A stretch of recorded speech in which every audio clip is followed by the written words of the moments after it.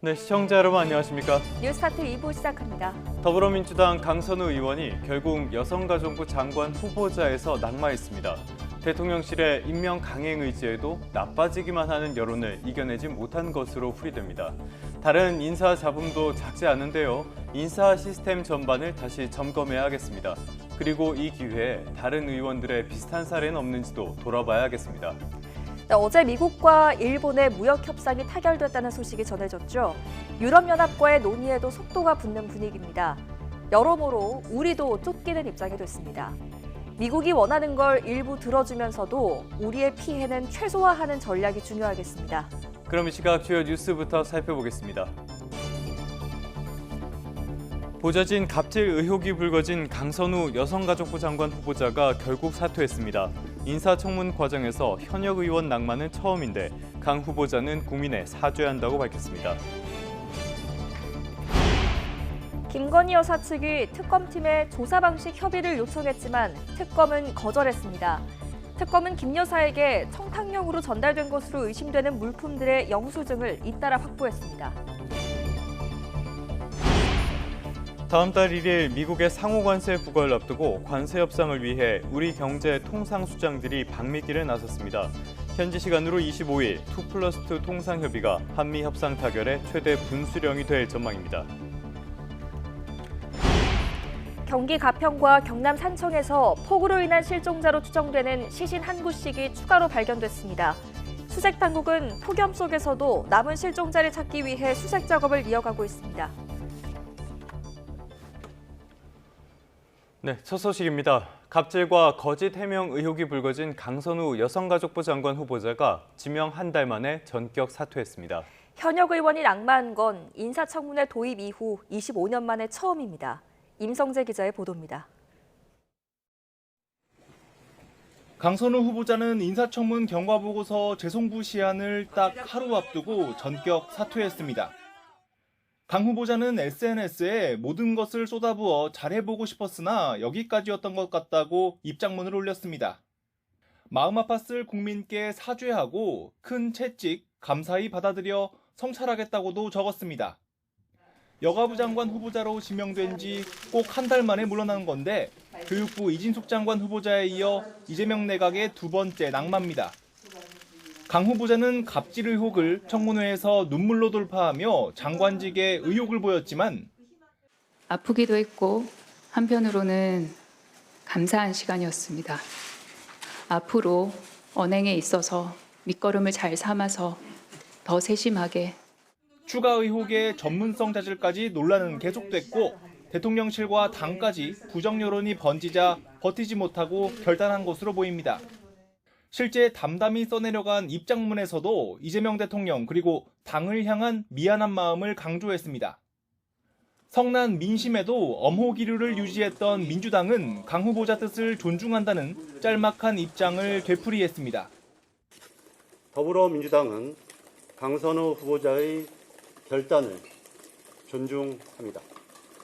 국민의힘은 늦었지만 사퇴한 점을 인정한다면서도 갑질 의혹에 날을 세웠고 인사검증 시스템을 바로잡으라는 조언도 날렸습니다. 강선우 후보자는 인사청문회에 나올 자격조차 없는 후보자였다. 강선우 후보자는 25년간 이어진 현역 불패를 처음 깼다는 불명예도 안게 됐습니다. 친명 핵심으로 승승장구했지만 향후 의정 활동에도 먹구름이 끼었단 뒷말이 나옵니다. YTN 임성재입니다. 이 강선우 후보자는 각종 논란에도 굳건했고요. 대통령실과 더불어민주당의 엄호도 강력했습니다. 하지만 추가적인 폭로가 계속해서 이어지고 진보 핵심 지지층이 잇따라 등을 돌리면서 버티기에는 한계가 있었던 것으로 보입니다. 김다현 기자입니다. 지난 대선 때 이재명 대통령의 TV 토론을 전담하고 외신 인터뷰를 주선하면서 재선 강선우 의원은 친명계로 자리매김했습니다. 이재명 정부 첫 여가부 장관으로 낙점되면서 승승장구. 하지만 지난 5년간 보좌진을 수십 차례 바꿨다는 보도를 신호탄으로 갑질 의혹이 불거졌습니다. 민주당 보좌진협회가 사퇴를 촉구한 상황에서 강 후보자는 부덕의 소치라며 사과했지만 거짓 해명의 전문성 부족까지 드러내며 궁지에 몰렸습니다. 대통령실은 임명 강행을 시사했지만 교수인 교육부 이진숙 후보자는 자르고 현역 의원인 강 후보자는 감싼다는 비판 여론은 더 커졌습니다. 한국여성단체연합 92곳이 반대 성명을 냈고 핵심 우군으로 꼽히는 진보당과 민주노총, 참여연대까지 등을 돌렸습니다. 여기에 문재인 정부 마지막 여가부 장관이 강 후보자가 초선 시절 민원을 들어주지 않자 보복성으로 예산을 깎았다고 폭로하기도 했습니다. 정영애 전 장관은 YTN에 청문회 전에 민주당 의원에게 강 후보자에 대한 문제의식과 우려를 물밑으로 전달했다고 밝혔습니다. 개인 갑질과 도덕성 의혹을 넘어 진영 전체로 불똥이 튀게 된 겁니다. 낭만은 없다고 감싸던 민주당 지도부는 말실수로 진땀을 흘렸고 또 열심히 그런 일을 하면서도 불만이 없이 또 이렇게 잘 해내는 보좌진도 있고 일부 민주당 고위 인사를 겨냥한 또 다른 보좌진 갑질 의혹도 제기됐습니다. 침묵하던 여당 의원들도 국민 수용성 부분에서 꽈락이다, 임명 전후로 진솔하게 입장을 표명해야 한다는 등 압박 수위를 높였습니다. 인사권자의 고민, 그다음에 후보자 당사자의 또 고민, 그리고 또 우리 의원들의 수기가 잘 모아져서 국민의 눈높이에 맞는 결과가 나오지 않을까 생각이 됩니다. 진보 지지층 안팎의 균열과 싸늘한 여론, 추가 폭로 우려 등이 겹치면서 강선우 후보자는 결국 한 달의 여정을 마무리하게 됐습니다. YTN 김다현입니다. 이번엔 특검 수사 상황 짚어보겠습니다. 김건희 특검팀의 소환 통보를 받은 김 여사 측이 특검의 조사 방식 협의를 제안했습니다. 문홍주 특검부는 브리핑에서 김 여사 변호인으로부터 조사 방식을 협의하자는 요청이 있었다며 이같이 말했습니다. 이에 대해 김 여사 측 관계자는 YTN에 건강상의 이유로 긴 시간 조사나 연속적인 조사를 소화하긴 어렵다는 요청을 전달할 예정이라고 설명했습니다. 첫 소환 때는 우선 도이치모터스 주가 조작 관련 조사만 진행하고요. 며칠 동안 휴식을 한 뒤에 다시 소환해 조사를 이어가자는 취지입니다. 다만 특검 측은 별도의 협의는 불필요하고 통지된 일자에 출석하는 것으로 충분하다고 밝혀 이 의사가 받아들여질지는 미지수라는 분석이 나옵니다. 윤 전 대통령 부부의 공천 개입 의혹에 연루된 국민의힘 윤상현 의원이 오는 27일 특검 조사를 받을 예정입니다. 특검팀은 김건희 여사의 최측근으로 대통령실에서 보좌했던 인물을 불러 조사했습니다. 임혜진 기자가 취재했습니다. 지난 2022년 국회의원 보궐선거 당시 국민의힘 공천관리위원장을 맡았던 윤상현 의원이 오는 27일 특검에 소환됩니다. 특검이 윤 의원 국회 사무실과 자택을 압수수색한 지 3주 만입니다. 윤 의원은 지난해 공개된 윤 전 대통령과 명태균 씨 통화 녹음에 등장하면서 논란이 됐습니다. 특검은 윤 의원이 윤 전 대통령으로부터 김영선 전 의원 공천과 관련한 얘기를 전달받았는지 또 실제로 영향력을 미쳤는지까지 캐물을 것으로 보입니다. 공천 개입 의혹의 당사자인 김 전 의원은 오늘 조사에 출석하지 않겠다는 뜻을 전했습니다. 김 전 의원은 8월 이후로 조사를 미뤄달라는 입장인데 특검은 출석 불응으로 간주하고 다시 소환을 통보할 예정입니다. 명지를 고리로 한 공천 개입 의혹에 연루된 조은희 의원은 특검에 출석해 참고인 조사를 받았습니다. 이런 가운데 특검은 김 여사 최측근으로 알려진 조현경 전 대통령실 부속실 행정관을 불러 조사했습니다. 김 여사 외부 일정 때마다 그림자처럼 따르던 조 전 행정관은 해외 순방에서도 밀착 수행을 맡았습니다. 특검은 조 전 행정관을 상대로 지난 2022년 나토 순방 때 김 여사가 착용했던 고가의 목걸이 등에 대해 추궁한 것으로 전해졌습니다. 조 전 행정관과 함께 이른바 문고리 3인방으로 불리는 유경옥, 정지원 전 행정관도 조만간 특검에 소환될 거라는 관측이 나옵니다. YTN 임혜진입니다. 윤석열 전 대통령이 지난 2주 동안 내란 우두머리 혐의 형사재판에 불출석한 가운데 오늘 법원은 공판기일을 그대로 진행합니다. 서울중앙지방법원 형사 25부는 오늘 오전 10시 15분 윤 전 대통령의 내란 혐의 12차 공판기일을 진행할 예정입니다. 앞서 윤 전 대통령은 지난 10일 구속된 뒤 건강상의 이유를 들며 법정에 모습을 드러내지 않았는데 오늘 재판에도 나오지 않겠다는 의사를 밝힌 것으로 파악됐습니다. 이번엔 사건 사고 소식 살펴보겠습니다. 서울 동대문구에서 2.5m 깊이 땅꺼짐이 발생해 주민 35명이 임시 거처로 대피했습니다. 공사 현장과 맞닿은 골목 집안이 내려앉은 건데요. 주민들은 주변 건물까지 영향을 받는 게 아닌지 불안감을 호소하고 있습니다. 이준엽 기자가 현장 다녀왔습니다. 보도블록 사이 뚫린 구멍 아래로 흙탕물이 넘실대고 전봇대는 쓰러져 전깃줄에 매달렸습니다. 어제 저녁 서울 이문동 행정복합청사 건설 현장 앞 골목에서 깊이 2.5m, 면적 13제곱미터 크기 땅꺼짐 현상이 일어난 겁니다. 다친 사람은 없었지만 인근 주민 35명이 임시 거처로 대피했습니다. 구멍 바로 앞 건물까지 일부 내려앉은 모습입니다. 집안 침하 영향이 어디까지 번질지 몰라 주민들은 늦은 밤까지 집으로 돌아가지 못했습니다. 조짐은 오전부터 나타났습니다. 구청은 땅이 내려앉고 있다는 주민 신고에 임시 조치를 하고 통행을 재개했지만 침하 현상은 계속됐습니다. 복구를 하면서 상황을 봤을 때는 공사장 상황도 그렇고 도로 상황도 그렇고 이렇게 전면적인 통제까지 필요 없다고 판단했습니다. 건설 현장 관계자는 며칠 사이 내린 폭우로 수압이 올라가 지면이 약해졌다고 경찰에 진술했습니다. 하지만 주민들은 이미 몇 달 전부터 비슷한 현상이 나타나 수차례 민원을 넣었다며 무리한 공사가 원인이 아닌지 의심하고 있습니다. 땅이 한번 살짝 꺼졌다고 들었거든요.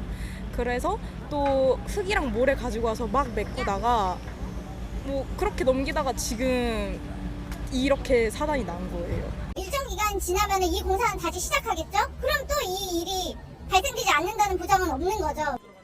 구청은 공사장과 최근 집중호우 영향을 종합적으로 고려해 원인을 조사하고 있다고 밝혔습니다. 비슷한 시각 경북 칠곡군에선 플라스틱 제조 공장에서 큰 불이 나 한때 소방 대응 1단계가 발령됐습니다. 이 불로 공장 3개 동이 모두 타고 근처 4개 동이 일부 타는 피해가 났고 소방대원 1명이 진화 중 탈수 증세를 보여 치료를 받았습니다. YTN 이준엽입니다. 인천 총격 사건 피해자의 유족들이 아들을 살해한 조모 씨가 가족 모두를 무차별 살해하려고 했다면서 아들만 노렸다는 조 씨의 진술을 반박했습니다. 조 씨는 구체적인 동기에 대해 진술을 회피하고 있는데요. 경찰은 유족의 진술 등을 바탕으로 살인미수 등 혐의를 추가적으로 적용할지 검토할 것으로 보입니다. 이현정 기자입니다. 인천 송도에서 아들에게 총을 쏴 숨지게 한 60대 남성 조모 씨가 커다란 가방을 끌고 엘리베이터에 올라탑니다. 범행 당일인 지난 20일 아들 집에 가기 전 자신의 집에서 짐을 챙겨 나가는 모습입니다. 경찰은 조 씨가 가방에 총을 넣어 옮긴 것으로 보고 있는데 체포 당시 조 씨 차에서는 총신 11정과 산탄 86발이 발견됐습니다. 조 씨가 추가 범행을 계획한 것은 아닌지 의심되는 정황이지만 경찰 조사에서 조 씨는 아들만을 노렸다고 주장했습니다. 저희 수사 결과로는 일단 피의자 진술에 의하면 아들만을 계획한 것 같습니다. 그러자 유족 측이 반박하고 나섰습니다.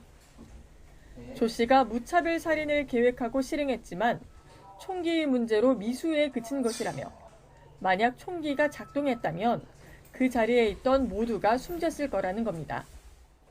YTN이 확보한 입장문에서 유족은 조 씨가 현장에 있던 아들뿐 아니라 며느리와 두 손주, 피해자의 지인까지 모두 살해하려 했다고 주장했습니다. 이어 조 씨가 피해자 지인을 향해서도 방아쇠를 2차례 당겼지만 불발됐고 도망치는 며느리를 추격하기까지 했다고 말했습니다. 유족 측은 가정불화가 범행 동기라는 조 씨의 진술도 반박했습니다. 범행 동기는 가족 간의 불화에 의한 것으로 자세한 사항에 대해서는 진술을 회피하는 상황이고 피해자인 아들은 부모의 이혼 사실을 8년 전 뒤늦게 알고도 내색하지 않았고 다른 갈등도 전혀 없었던 만큼 근거가 없다는 겁니다. 조 씨는 더 이상 묻지 말라며 범행 이유에 대한 구체적인 진술을 거부하고 있는 가운데 이혼 전 성범죄 혐의로 징역형의 집행유예를 선고받았던 것으로도 알려졌습니다. 경찰은 현장 증거와 유족 조사 등을 바탕으로 범행 당시 상황을 재구성해 조 씨가 다른 참석자들에 대해서도 범행을 시도했는지 확인할 계획입니다. 결과에 따라 살인 예비와 살인 미수 등의 혐의를 추가 적용할지 검토할 방침입니다. YTN 이현정입니다. 이번 사건을 계기로 경찰이 불법 무기 자진 신고 기간을 확대하는 등 사제 총기 관리 강화 대책을 추진합니다. 경찰청은 매년 9월 한 달 동안 운영해온 불법 무기 자진 신고 기간을 다음 달로 기간을 앞당겨 2개월 동안 확대 운영한다고 밝혔습니다. 신고는 가까운 경찰서 등을 직접 방문해 불법 무기를 제출하는 방식으로 기간 내에 자진 신고하면 형사처벌과 행정처분을 면제받습니다. 집중호우에 직격탄을 맞은 경기 가평에서 실종자 1명의 시신이 추가로 발견됐습니다. 이로써 경기 북부 지역의 호우 피해 사망자는 5명으로 늘었고요. 3명은 여전히 실종 상태입니다. 양동훈 기자가 취재했습니다. 경기 북부 집중호우 실종자 수색 나흘째 사망자 1명이 추가됐습니다. 경기 가평군 상면에 있는 유원지 인근에서 수색 작업을 하던 소방대원들이 시신 한 구를 발견했습니다. 지문 감식 결과 지난 20일 새벽 발견 지점에서 직선거리로 5km 정도 떨어진 다리 부근에서 실종된 70대 남성으로 확인됐습니다. 이곳은 경기 가평군 상면에 있는 대보교입니다. 실종 남성은 이곳 근처를 지나다 변을 당한 것으로 알려졌는데요. 당시에 긴급한 상황을 보여주듯 지금도 난간이 부서진 상태입니다. 숨진 남성은 당시 쏟아진 폭우를 피해 가족들과 차를 타고 이동하다 불어난 물에 휩쓸려 실종됐습니다. 대피하는 과정에서 차량으로 이동 중에 가족들 2분은 내리셨는데 본인은 못 내리고 있다가 차량 위에 있다가 실종된 것으로 그렇게 파악하고 있습니다.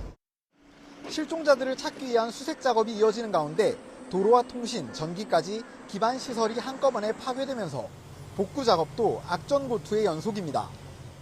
집이 완전히 무너져 갈 곳을 잃은 이재민이 40여 가구, 도로가 끊겨 고립된 경우도 400여 가구에 달합니다. 자동차 통행이 안 되는 데는 헬기로 지원을 해드리고 있고요. 요양원이라든가 이런 곳에도 지금 많은 인원들이 있는데요. 계속 매일 구호품을 전달하고 있습니다. 이런 가운데 새벽 시간 기습폭우로 산사태가 발생하면서 인명피해가 난 3곳 모두 산사태 취약지역으로 지정되지 않았던 것으로 확인돼 평가 기준을 보완해야 한다는 지적도 나오고 있습니다. YTN 양동훈입니다. 이 폭우가 끝나자 찌는 듯한 더위가 다시 찾아왔습니다. 뜨거운 열기가 축적된 도심은 곳곳이 뜨겁게 달아올라서요. 지면과 건물 표면의 온도가 50도 안팎에 달하기도 했습니다. 네, 주 후반에는 더위가 더 심해질 것으로 보여서 특히 온열 질환 조심하셔야겠습니다. 정혜윤 기자입니다. 장마 뒤 다시 폭염주의보가 내려진 서울.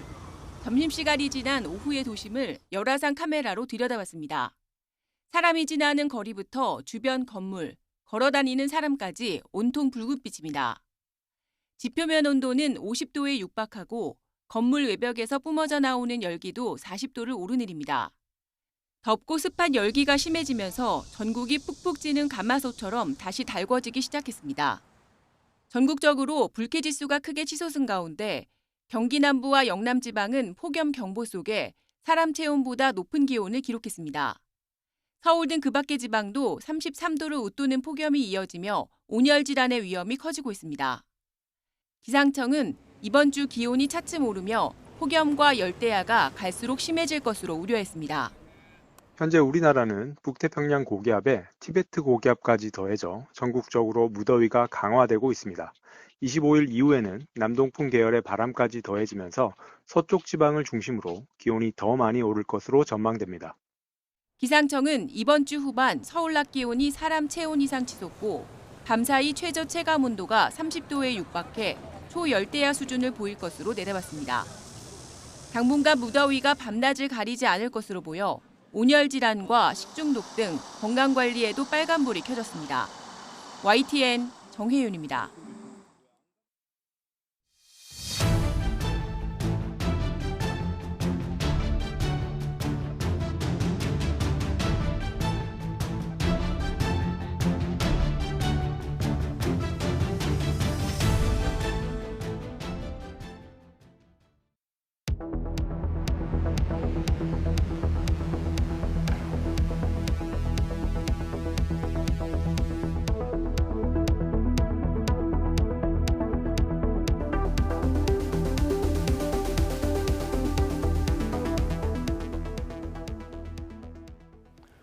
네, 이번엔 미국으로 가보겠습니다. 트럼프 대통령이 일본과의 무역 협상을 거론하면서 무역 상대국의 시장 개방을 또 한 번 강하게 압박했습니다. 상호관세 부과 시한이 임박한 가운데 우리 정부는 미국에서 전방위 고위급 협상을 이어가고 있습니다. 워싱턴 연결해 보겠습니다. 신윤정 특파원. 네, 워싱턴입니다. 네, 트럼프 대통령이 고율의 상호관세 부과를 각국 시장 개방 압박 카드로 활용하고 있다는 거죠? 그렇습니다. 트럼프 미국 대통령은 오직 시장 개방에 동의하는 나라에만 관세를 내리고 개방하지 않으면 훨씬 더 높은 관세를 부과하겠다고 밝혔습니다. 소셜미디어에 잇따라 글을 올리고 어제 일본이 사상 처음으로 미국의 시장을 개방했다면서 이는 관세 때문에 얻어진 거라고 밝혔습니다.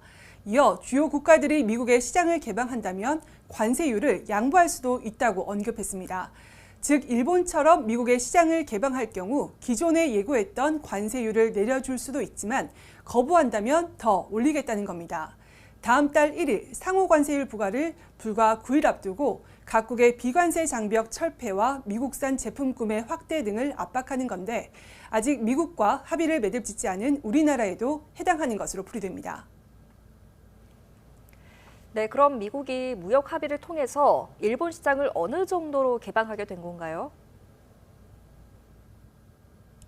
네, 트럼프 대통령은 일본이 자동차를 포함해 농업과 함께 절대 안 된다고 했던 쌀까지도 자국 시장을 개방하기로 했다고 거듭 강조했습니다. 이어 수십억 달러어치의 군사 장비 등을 구매하기로 합의했다고도 했는데 백악관 당국자는 일본이 미국 보잉사의 항공기 100대를 구매하는 내용이 합의에 포함됐다고 설명했습니다. 트럼프는 이어서 일본이 관세를 낮추는 조건으로 미국에 투자하기로 한 5,500억 달러 투자의 수익 90% 이상을 미국이 갖게 된다고 썼습니다. 하워드 러트닉 미 상무부 장관은 언론 인터뷰에서 미국이 5,500억 달러의 투자처를 결정하고 운영할 사업자에게 줄 것이라고 설명했습니다.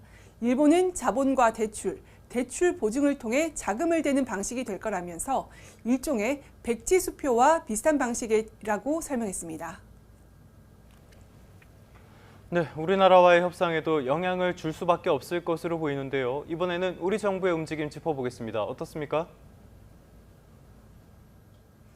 네, 우리나라와 일본은 자동차 등 제조업 분야에서 대미 수출 비중이 크고 미국이 서한을 통해서 부과한 상호관세율 역시 25%로 같다는 점에서 비슷한 면이 있습니다. 이에 따라 미일 합의가 한미 협상의 가이드라인으로 작용할 수 있다는 관측도 나오고 있습니다.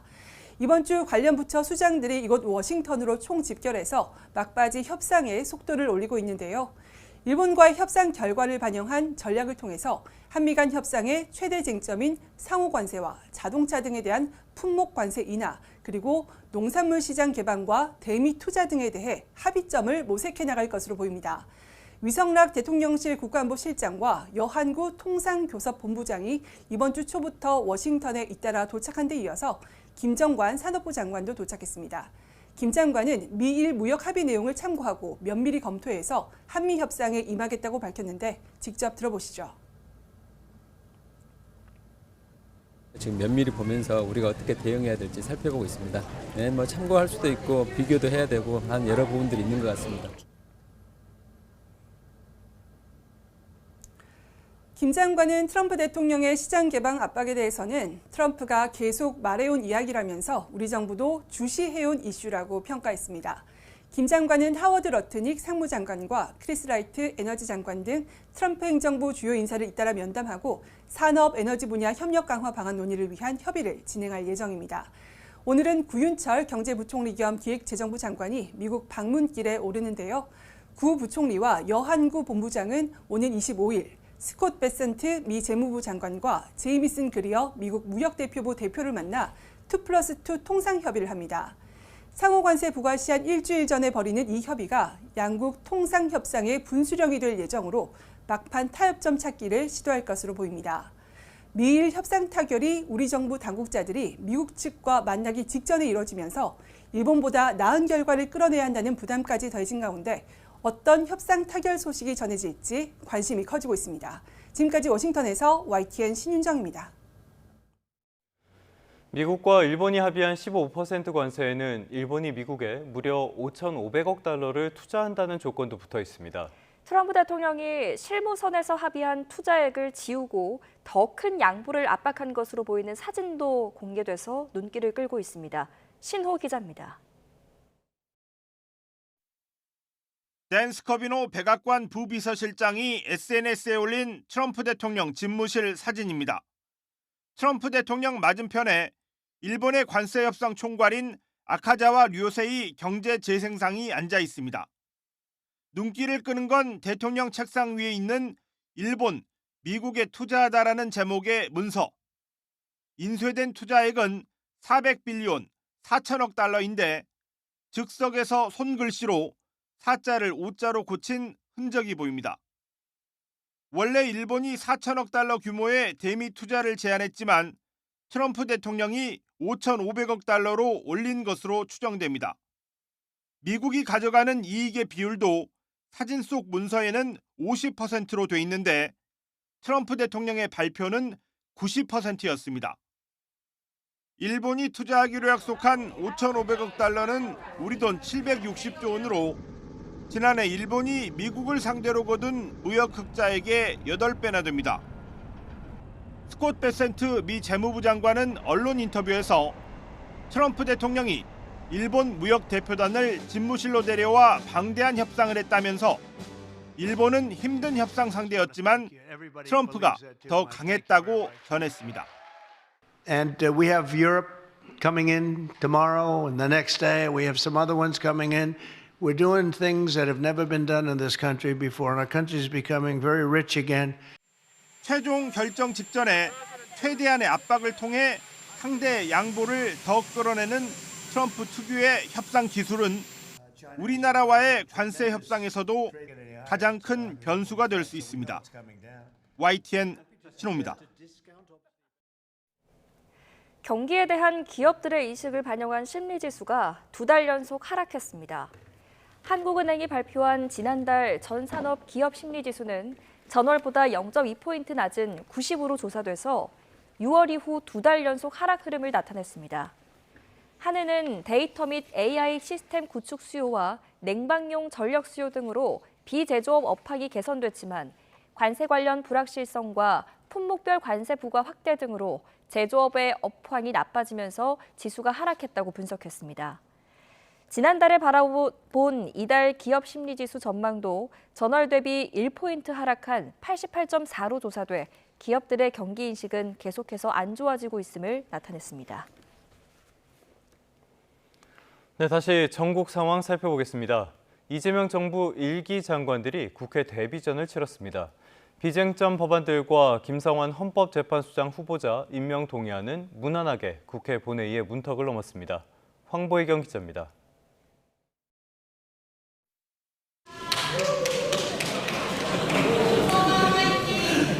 신임 장관들이 한 명씩 발언대로 나올 때마다 여당 의원석에서 박수와 연호가 쏟아집니다.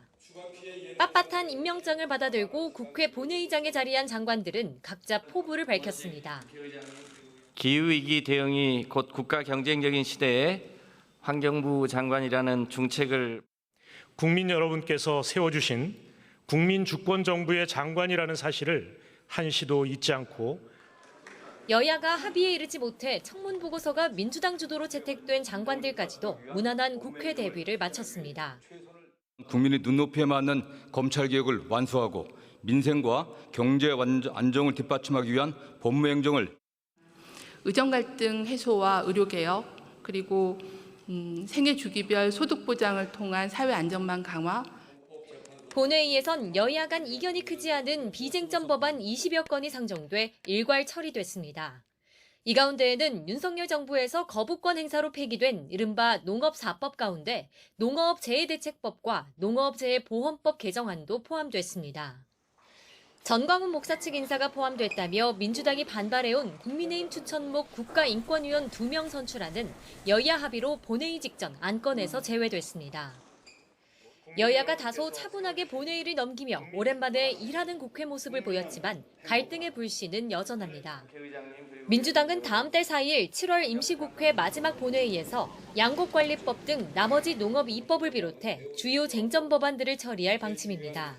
방송 3법과 더 세진 상법 개정안 등을 놓고는 첨예한 대립이 예상되는데 국민의힘은 필리버스터, 무제한 토론까지 예고하고 나섰습니다. 이재명 정부 출범 이후 집권 여당의 새 수장을 뽑는 전당대회 직후 열리는 본회의인 만큼 새 당대표의 첫 시험대란 점에서 긴장감이 더 고조되고 있습니다. YTN 황보혜경입니다. 야당은 여전히 혼란스럽습니다. 국민의힘이 이른바 윤희숙 혁신안을 논의하기 위해 하루에 2차례나 의원총회를 열었는데요. 결국 뚜렷한 결론을 내리지 못했습니다. 8월 전당대회 대진표도 속속 만들어지고 있는데 초선 주진우 의원의 깜짝 출마 선언이 있었습니다. 김다연 기자입니다. 불렀는데 안 왔다, 안 불러서 못 갔다. 윤희숙 혁신위원장이 지도부와 장외 공방 끝에 국민의힘 의원총회장의 모습을 나타냈습니다. 윤 위원장은 이 자리에서 3대 혁신안 가운데 당원 당규의 개엄과 탄핵에 대한 대국민 사죄를 포함하자는 첫 번째 안을 거듭 피력했습니다. 국민들께 우리를 한 번 더 쳐다봐달라고 정말 진솔하게 제대로 사죄하지 않으면 다시는 우리에게 기회가 열리지 않는다. 하지만 큰 소득 없이 의총은 끝났고 당내 호응은 여전히 미온적입니다. 지금은 안규백, 정동영, 권오을 등 장관 후보자에 대한 인사 검증에 더 주력할 때라는 게 명분입니다. 부적절한 국민 눈높이에 맞지 않는 그런 장관 인선에 대한 문제 제기, 이런 부분들이 오히려 더 우선이 되어야 되는 시기가 아니냐. 8월 전당대회 때까지만이라도 당내 분열을 감추고 싶은 기류도 감지되는데 초선 주진우 의원의 깜짝 출사표로 당권 경쟁 구도엔 변수가 생겼습니다. 검사 출신의 주 의원은 탄핵 전국과 이재명 대통령 사법 리스크, 인사청문회 전국에서 활약을 보여왔는데 정치 신인답게 젊고 강한 보수를 내걸었습니다. 이미 유력 주자로 거론됐던 장동혁 의원도 기자회견으로 출마를 공식화했습니다. 내부 총질과 탄핵 찬성으로 윤석열 정부와 당을 위기로 몰아넣고 극우몰이를 하는 것은 결코 용납될 수 없습니다. 당은 혁신안보다 전당대회로 시선을 돌리고 싶은 눈치입니다. 혁신위원회는 다음 지도부에게 보고하고 활동을 마치는데 큰 호응 없이 마침표를 찍을 거란 냉담한 시선이 대부분입니다. YTN 김다연입니다. 국민의힘 전당대회 선거관리위원회는 오는 8월 전당대회 예비 경선에서 책임당원 투표와 국민 여론조사를 50%씩 반영하기로 했습니다. 선관위 연설토론 기획 소위원장인 서지영 의원은 기자들과 만나 이같이 밝힌 뒤 기존 책임당원 투표 100%를 반영한 예비 경선 룰에 여론조사의 비율을 대폭 높였다고 설명했습니다. 또 선관위는 당대표 후보자가 4명을 넘어서면 예비 경선을 통해 4명으로 압축하고 최고위원은 후보자가 8명을 초과하면 예비 경선으로 8명까지, 청년 최고위원은 4명까지 줄이기로 했습니다. 이재명 대통령이 일부 지자체에서 민생회복 소비 쿠폰 선불카드 색상에 금액별로 차이를 둬 사용자의 소득 수준과 취약계층 여부를 노출했다면서 즉각 바로잡으라고 강하게 질타했습니다. 강유정 대통령실 대변인은 브리핑에서 이 대통령이 전형적인 공급자 중심의 행정 편의주의적인 발상이자 인권 감수성이 매우 부족한 조치라며 이같이 지적했다고 전했습니다. 앞서 행정안전부는 지자체 선불카드 전수조사를 진행했고요. 부산과 광주 등에서 제작된 문제의 선불카드에 대해선 스티커를 붙이는 등의 조치를 취했습니다. 경제 한 줄 뉴스입니다. 민생회복 소비 쿠폰 사용이 시작된 그제 편의점에서 고기류와 간편식 매출이 증가한 것으로 집계됐습니다. 지난주 집중호우로 인한 침수 피해를 입은 차량이 4,000대에 달하고 추정 손해액은 388억 원이 넘는 것으로 나타났습니다. 수도권 아파트 전셋값이 오름세인 가운데 전국 연립 다세대 시장에서는 세 채 가운데 한 채꼴로 전셋값이 내려섰다는 분석이 나왔습니다. 주택 매매와 아파트 준공 증가 등의 영향으로 지난달 국내 인구 이동자 수가 같은 달 기준으로 4년 만에 가장 많았습니다. SK하이닉스가 모든 구성원에게 월 기본급의 150%를 올해 상반기 성과급으로 지급합니다. 현대자동차그룹 계열사인 현대캐피코가 하도급 업체의 기술 자료를 다른 회사에게 유출했다가 공정거래위원회로부터 시정명령과 함께 과징금 4억 7,400만 원을 부과받게 됐습니다. 지금까지 경제 한줄 뉴스였습니다. 다음 소식입니다. 61년 전 당시 18살이던 여성이 성폭행하려고 하는 시도에 저항하다가 남성의 혀를 깨물어 잘라 유죄 판결을 받은 사건이 있었습니다. 5년 전 이 여성이 억울함을 호소하며 재심을 청구했는데 검찰이 사죄의 뜻을 전하며 법원에 무죄 선고를 요청했습니다. 김종호 기자가 취재했습니다.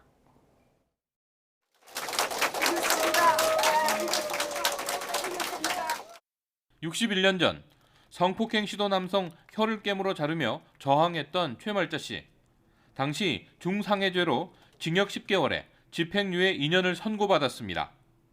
성폭행 피해자를 폭행 가해자로 몰았던 검찰이 재심에서 처음 사죄의 뜻을 전했습니다.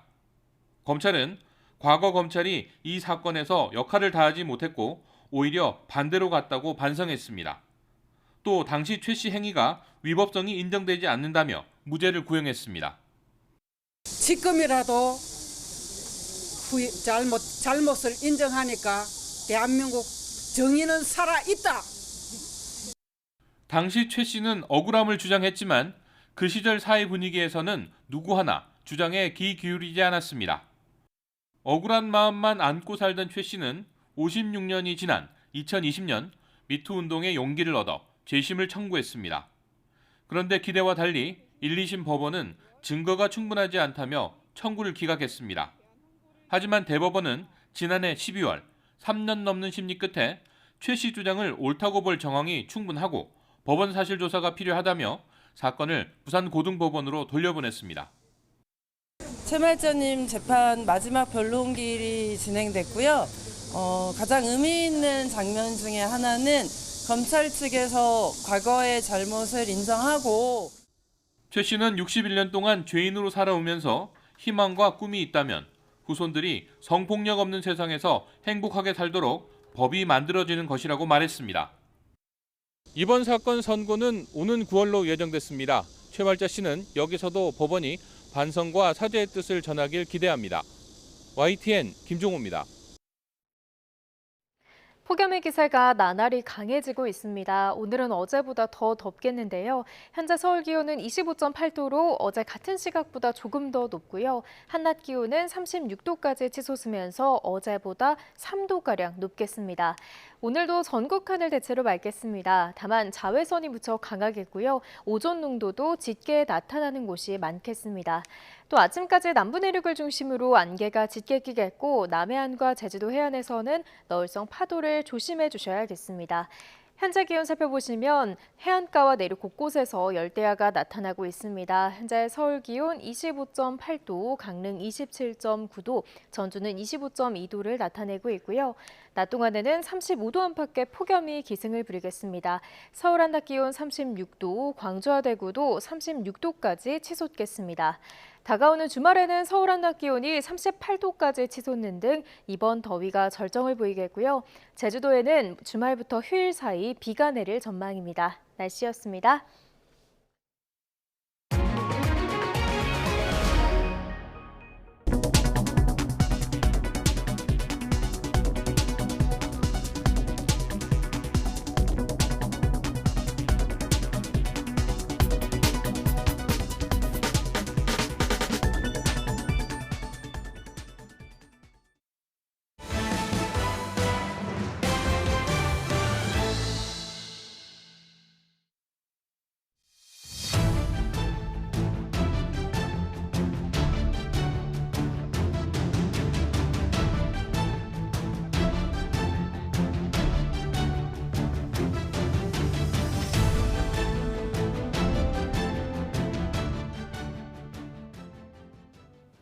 네, 특검 수사 상황 다시 한번 살펴보겠습니다. 다음 달 초에 출석을 통보받은 김건희 여사 측이 특검팀에 조사 방식 협의를 요청했습니다. 하지만 특검은 별도의 협의가 불필요하다며 선을 그었습니다. 권준수 기자가 취재했습니다. 민중기 특검팀이 김건희 여사의 첫 소환을 통보한 건 지난 21일입니다. 김 여사 측은 성실히 임하겠다는 기본 입장에 변함이 없다며 특검이 통보한 다음 달 6일 출석을 시사했습니다. 이튿날 통지서를 받은 김 여사 측은 특검팀에 조사 방식 협의를 요청했습니다. 김 여사 건강이 좋지 않으니 첫 소환 때 도이치모터스 주가 조작을 시작으로 하루에 한 혐의씩 여러 번 조사하는 방식을 특검에 요청한 거로 파악됐습니다. 특검이 정하는 날짜별로 출석할 의사가 있지만 짧게 조사를 받겠다는 취지입니다. 그러나 특검은 통지한 날짜가 여유로울 뿐만 아니라 협의가 불필요하다며 받아들이지 않았습니다. 특검은 별도의 협의는 불필요하고 통지된 일자에 출석하는 것으로 충분하다는 뜻을 전달하였습니다. 김 여사 측은 특혜 논란이 불거질 수 있는 비공개 출석 등을 요구한 건 아닌 것으로 전해졌는데 밤 9시 이후에 진행하는 심야 조사는 건강 상태를 고려해 무리일 거라 보고 있습니다. 특검은 김 여사를 소환하기에 앞서 오는 29일에는 윤석열 전 대통령을 불러 조사하겠다는 방침입니다. YTN 권준수입니다. 김건희 특검팀이 김 여사에게 청탁 명목으로 전달된 것으로 의심되는 물건들의 영수증을 잇따라 확보했습니다. 물품을 구매한 자금의 출처를 두고 통일교 내부에서 공방이 이어지고 있는데요. 특검은 통일교 내부 자금이 투입된 게 맞는지 파악하고 있습니다. 신귀혜 기자입니다. 김건희 특검이 김건희 여사에게 청탁 명목으로 전달됐다는 물품들의 영수증을 속속 확보하고 있습니다. 그라프 다이아몬드 목걸이에 이어 샤넬 가방 구매 영수증까지 통일교 쪽에서 확보한 겁니다. 목걸이와 가방 모두 윤영호 전 통일교 세계본부장이 건진법사 전성배 씨를 통해 김 여사에게 전달했다고 지목된 것들입니다.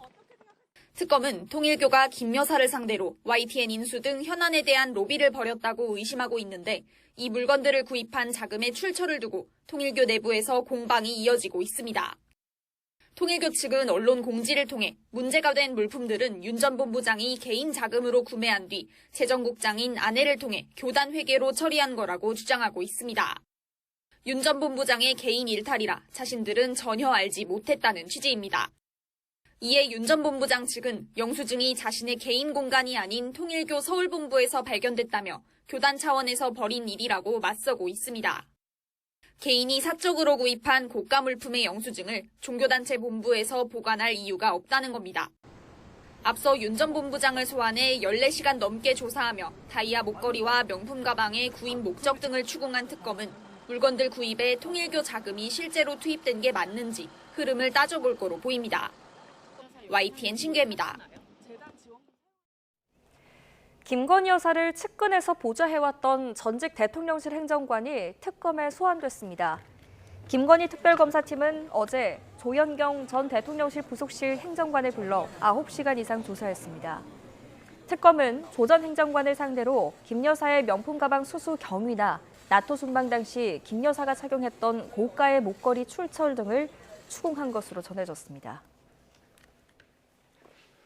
경남 산청에서 집중호우의 여파로 실종됐던 스님이 숨진 채 발견됐습니다. 사망자는 13명으로 늘었습니다. 수색 당국은 마지막 남은 실종자를 찾고 있습니다. 임형준 기자입니다. 폐업한 휴게소 앞에 뿌리채 뽑힌 나무와 온갖 집기류가 가득합니다. 이 휴게소 건물 인근에서 시신 한 구가 발견됐습니다. 경남 산청의 집중호우 여파로 실종됐던 사람의 시신입니다. 한 2m 정도 쌓인 토사물을 다 걷어내고 마지막에 나무를 떨어내는 순간 발이 발견되어가지고 발견된 시신은 경찰 지문 분석 결과 지난 20일 새벽 실종된 80대 스님인 것으로 파악됐습니다. 실종자 시신이 발견된 휴게소 건물 앞입니다. 보시는 것처럼 집채만한 바위가 셀 수 없이 쌓여 있습니다. 폭우가 쏟아질 당시 인근 산에서 토사와 함께 쓸려 내려온 것으로 추정되는데 당시 상황이 얼마나 위험했는지 엿볼 수 있습니다. 전날에도 실종자 2명이 숨진 채 발견됐습니다. 산청군 단성명 박목리에선 땅속에 매몰돼 있던 60대 여성의 시신이 1시간 전쯤엔 산청읍 모고리의 도로 부유물 더미에서 70대 남성이 발견됐습니다. 사망자는 모두 13명으로 늘었습니다. 경찰 등은 남은 실종자 80대 남성을 찾기 위해 계속 수색하고 있습니다. 역시 폭우가 내렸던 광주에서도 실종자 수색이 이어지고 있습니다. 수색당국은 지난 17일 광주 북구 신안교 하천에서 급류에 휩쓸려 실종된 80대를 찾고 있습니다. YTN 임영준입니다. 이번 집중호우로 인명피해가 컸죠. 농경지가 물에 잠겨서 농작물 피해도 그야말로 막심합니다. 무더위 속에 복구 작업이 한창이긴 한데요. 생산량 감소는 불가피할 전망입니다. 김민성 기자입니다. 비닐하우스 안 참깨밭입니다. 들이친 흙탕물에 잎과 줄기가 고꾸라졌고 뿌리도 까맣게 물러버렸습니다. 다음 달 초쯤 수확하려던 계획도 틀어졌습니다. 이런 뿌리 같은 거는 지금 다 죽어버렸어요. 없어요. 이게 전부 다 고사 직전이라고 보시면 돼. 마을 주변엔 20년 빈도 강우 기준으로 설계된 배수 펌프장이 있었는데 한간에서 400년 빈도라고 하는 이번 괴물폭우까지 막진 못했습니다. 지난 16일부터 닷새간 비가 330mm 내린 남원은 전북에서 가장 큰 농작물 피해를 봤습니다. 이 배수 용량을 초과하는 비에 견딜 수 있게끔 추가 제2배수장을 건설하고 배수로도 더 확장하고 깨끗하게 정비하는 그런 계획을 가지고 있습니다. 이번 폭우로 축구장 6,000개 규모 농경지가 침수된 경남 산청. 곳곳이 아수라장이 돼 지금까지 확인된 피해 규모만 600억 원대로 추산됩니다. 이 바나나 농장에선 땅에 스민 빗물에 나무 뿌리가 썩어 작황에 문제가 생겼습니다. 죽어가는 나무에 달린 열매들이 벌써 익어가면서 복구는 물론 수확을 위한 시간 싸움이 동시에 시작됐습니다. 아직 이제 열린 지 얼마 안 된 어린 열매들은 그 살찌는 데까지 몇 달 걸리거든요. 근데 나무가 온전치 못하니까 아마 제대로 수확이 안 될 걸로 보이고. 이렇게 침수된 농작물은 물 빠진 뒤 빠른 대처가 중요한데 농가 홀로 감당하기 쉽지 않습니다. 농촌진흥청은 집중호우 피해 지역을 다니며 피해를 최소화하기 위한 복구 기술을 전하고 있습니다. 120명의 현장 기술지원단이요. 피해 농가를 직접 방문해서 재배관리, 시비관리, 병해충 관리 등에 대한 컨설팅을 진행 중에 있습니다. 30도 중반을 넘나드는 무더위 속에 이어지는 복구 작업. 그러나 생산과 공급 감소를 막기엔 역부족이어서 가뜩이나 오른 농작물 물가를 더 자극하지 않을지 우려가 큽니다. YTN 김민성입니다. 국제사법재판소가 기후변화 협약 당사국이 의무를 다하지 않으면 국제법 위반에 해당한다는 첫 법적 해석을 내놨습니다. 태평양 섬나라 같은 피해국이 온실가스를 많이 배출하는 선진국에 대해 배상을 청구할 길이 열렸다는 평가가 나옵니다. 정효신 기자입니다. 해수면 상승으로 나라 전체가 사라질 위기에 놓인 바누아투 등 태평양 국가들은 전 세계의 온실가스 감축을 촉구해왔습니다. Island has been completely devastated, so that is my home.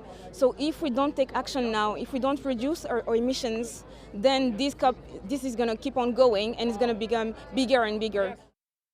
별다른 변화가 없자 2023년 유엔을 통해 국제사법재판소 ICJ의 법적 책임에 대한 의견을 요청했고 2년 만에 첫 판단이 나왔습니다.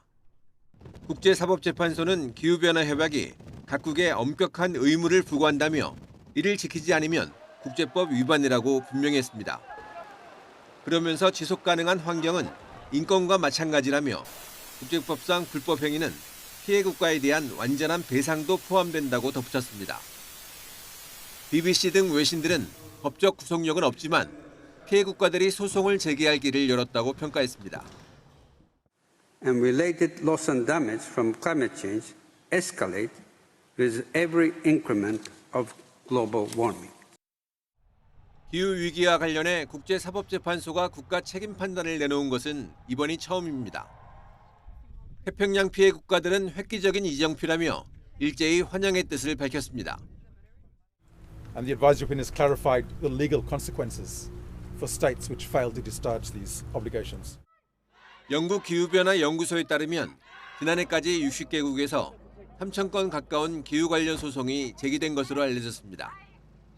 하지만 선진국들은 기후 위기엔 공감하지만 파리 협정을 넘어서는 과도한 법적 의무는 안 된다고 주장하고 있습니다. 중국에 이어 세계 2위 온실가스 배출국으로 지목받는 미국은 지난 1월 트럼프 대통령 취임 이후 파리 협정에서 탈퇴한 상태입니다. YTN 정준입니다. 러시아와 휴전 협상이 돌파구를 찾지 못한 가운데 개전 후 처음으로 우크라이나 곳곳에서 대규모 반젤렌스키 시위가 벌어졌습니다. 우크라이나 당국이 정부의 고위급 부패를 수사하는 독립적인 기관을 단속한 데 이어 권한을 제한하는 법안이 발효되면서 논란이 커지고 있습니다. 런던 조수연 특파원입니다. 수도 키이우 거리에 수천 명이 집결해 법안 거부를 외칩니다. 검찰총장이 국가 반부패국과 반부패 특별검사실에 더 많은 감독권을 행사할 수 있게 하는 법안이 발효된 데 항의하는 겁니다. 2022년 2월 개전 후 열린 첫 반정부 시위입니다. 시위대는 부패를 멈춰야 한다며 젤렌스키 정부가 전시를 구실로 권력의 중앙 집권화를 꾀하고 있다고 목소리를 높였습니다. 또 우크라이나 검찰과 보안국이 반부패국에 대해 너무 광범위하고 일관성 없는 수사를 벌였다고 비판했습니다. 반부패국과 야당은 이번 법안이 독립성을 박탈한다고 반발했고 이유도 우려를 나타냈습니다. Having the committee voting on it, having the plenary voting on it, and the president signing it in a few hours, that's really unusual. Anti-corruption bodies need to be independent. 독일 외무부는 우크라이나 반부패 기관이 최근 개혁 노력에 핵심 역할을 해왔다며 앞으로도 이런 노력의 진전이 중요하다고 강조했습니다. 영국 파이낸셜 타임즈는 젤렌스키 대통령과 측근들이 계엄령으로 주어진 막강한 권한을 정부 비판론자들을 억압하고 통제력을 높이는 데 쓴다는 의심이 제기된다고 전했습니다. 키이우의 실책이라는 지적이 잇따르자 젤렌스키 대통령은 두 기관과 직접 만나 진화에 나섰습니다.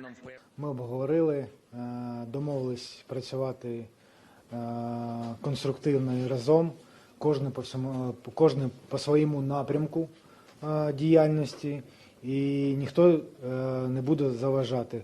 이런 가운데 우크라이나와 러시아 대표단은 이스탄불에서 7주 만에 다시 만나 3차 협상을 재개했지만 입장차가 여전해 접점을 찾기 어려울 것이란 전망이 나옵니다.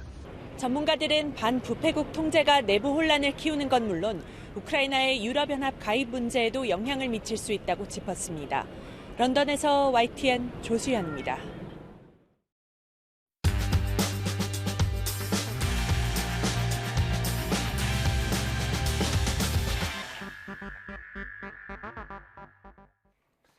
(7월 24일) 목요일 스타트 브리핑 시작합니다. 먼저 세계일보입니다.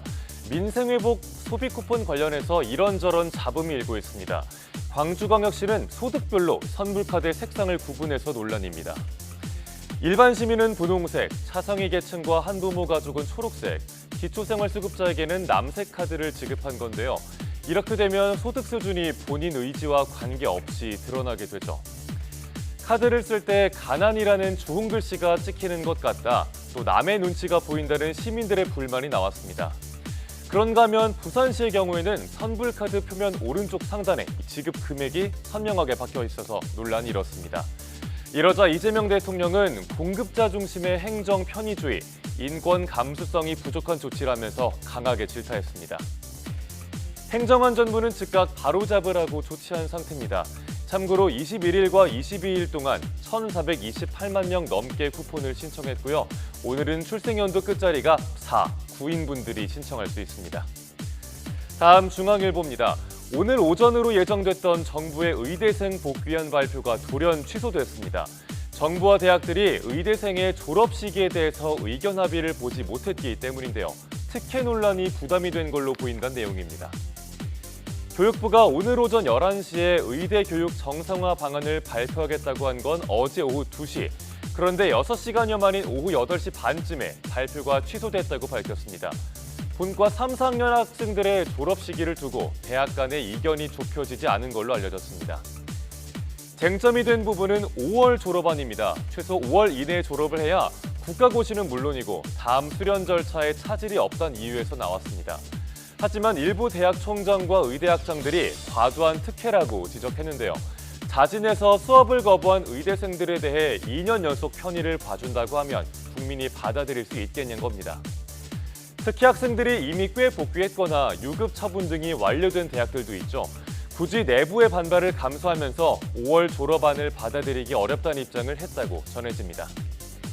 끝으로 조선일보입니다. 강선우 여성가족부 장관 후보자가 논란 끝에 자진 사퇴했습니다. 부저진 갑질 논란이 일파만파 퍼지자 나도 국회의원에게 갑질을 당했다면서 부저진들의 성토가 이어지고 있는데 어떤 갑질들이 있었는지 보겠습니다.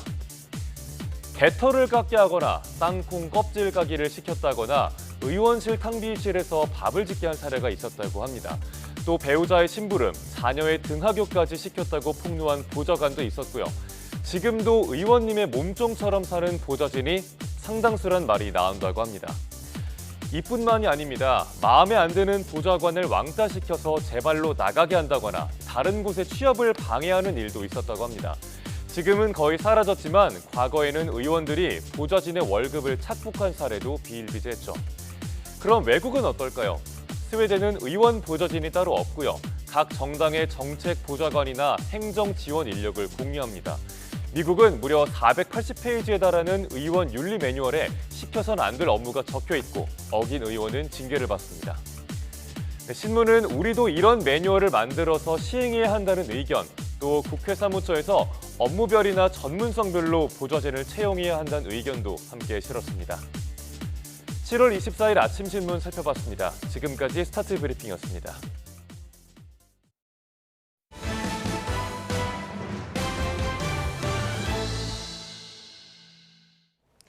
네, 에이펙 정상회의가 이제 채 100일이 남지 않았습니다. 에이펙 정상회의 준비위원장인 김민석 국무총리는 준비가 미흡한 게 사실이지만 남은 기간 완벽한 준비에 총력을 기울이겠다고 주민했습니다. 홍선기 기자입니다.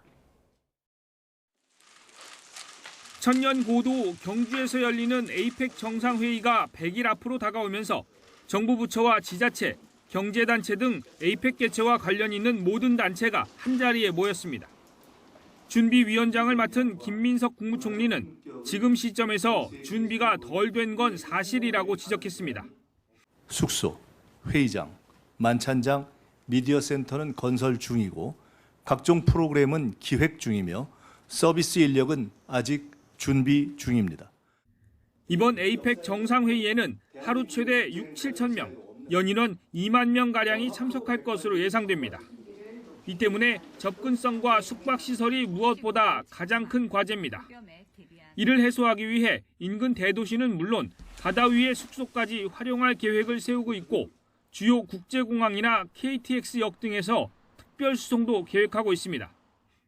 각국 정상들이 투숙할 경주 시내 호텔에서는 리모델링 공사가 진행 중이며 정부 대표단, 경제인, 기자단을 충분히 수용할 수 있도록 숙소 일반여실을 확보했고 크루즈 호텔도 활용할 계획입니다.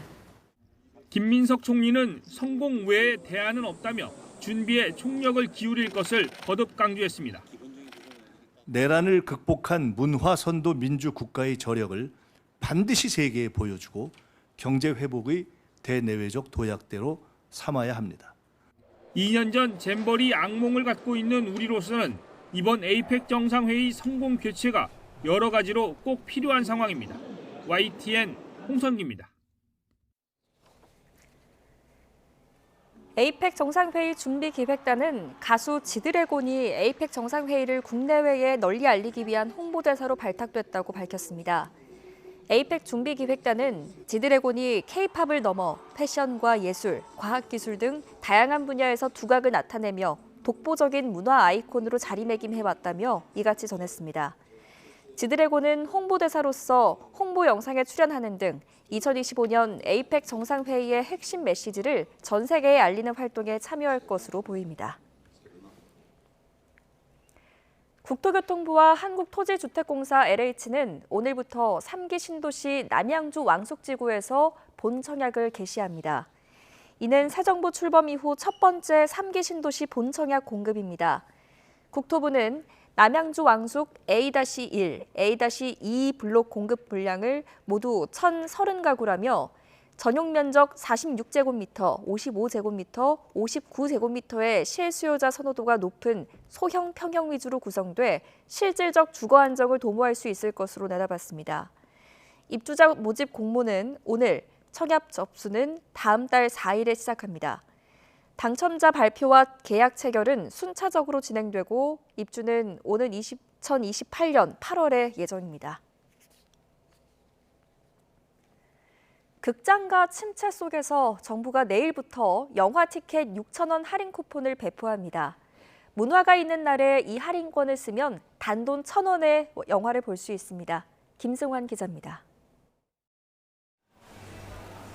올 상반기 극장을 찾은 인원은 작년보다 2천만 명 적은 4,200만 명대.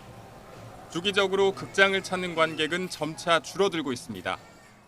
더 크게 볼 수 있고 영화관이니까 더 생생하게 볼 수 있어서 좋은 것 같아요.